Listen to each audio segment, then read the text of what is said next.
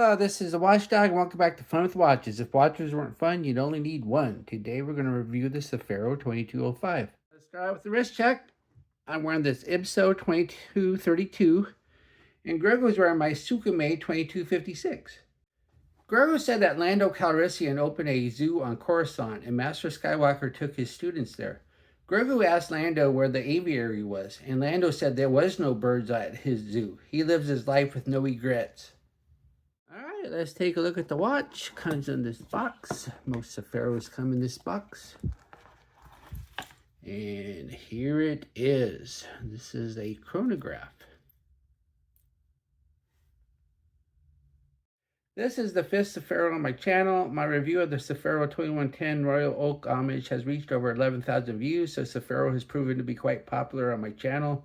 I'm not sure if this Sapphero is supposed to homage anything or not, but nothing comes to mind when I look at it. This is a small second chronograph, but at least it has sub-seconds, making it a little bit more useful, and thankfully doesn't have a tachymeter on the strictly decorative bezel. This is a big watch at 42 millimeters, but the wire lugs keep the lug-to-lug short, so it wears smaller than one would think. This watch comes in 6 different colorways. If you like the chrome-plated look, you can also have it blue or meteorite dial. The black or blue is also available in black case and bracelet. If rose gold is your thing, then you can have a black dial with chocolate subdials. The watch is 41.7 millimeters wide, 46.8 millimeters lug-to-lug, without fitted end links because it has these wire lugs. It's only 10.7 millimeters thick, always nice when a watch is under 11. Has a 20 millimeter lug width, which tapers down to 18 at the clasp. It weighs 108 grams on the supply bracelet with 2 links removed. The bezel is strictly decorative. It doesn't rotate at all. It does have markers at the 5s, but you don't really need them because you have the markers on the watch. And then it says 45, 15, and 30. Once again, that's kind of not necessary, but there it is. Then we have the dial. The dial's black, and there's a very slight sunburst effect. And then if you look at the rehot, we have the minute counters. And we even have indices halfway between the 5s on the rehot. And then we have the actual indices. We have numerals at the evens, batons at the odds. And then on the right here it says Sapphero. Then it says 50 meters. So you get 50 meters water resistance, which I guess is better than 30. Then we have fence post, minute, hour, hand, and they are loomed, and the loom is rather poor. You'll see that later. And then we have an unloomed running second hand. Then we have a date at the 4:30. Then on the bottom is the chronograph second hand. On the left is the chronograph minute counter, and on the top is the chronograph sub-seconds. But if you look at it, it's marked 0 through 10, but if you start using the chronograph, as you can see, it goes every 2 seconds. So this should have been marked 0 to 10 at the 6 there, then another 0 to 10. So this top subdial is marked wrong.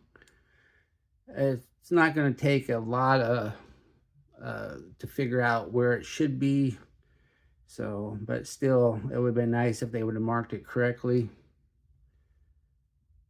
Then we have the crown. The crown is an unsigned push-pull, and the crown action is rather loose. And then when you go to set it, even if you hold it, well, that time it worked. Oh, that time it jumped. Well, I've been having mixed results. Sometimes I can set it without it jumping when I hold the crown, and other times it jumps. But when it does jump, it's not a huge jump. But still, it would be nice if it didn't jump at all. Then we have the pushers, and the pushers don't have any little fake screw down things, which is nice. I don't really like fakery on my watch if I can avoid it.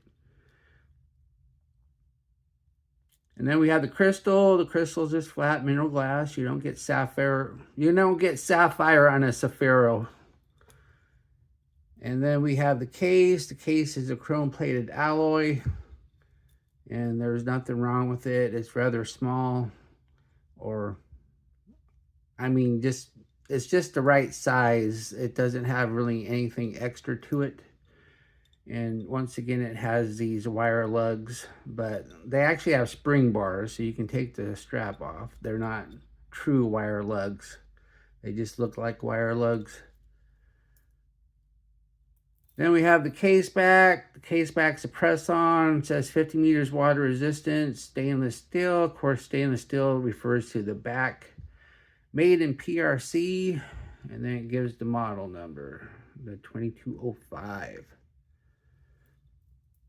Underneath the case back is the PE90 chronograph movement. Now, I always thought the PE90 was more of a panda shape and didn't have the sub-seconds.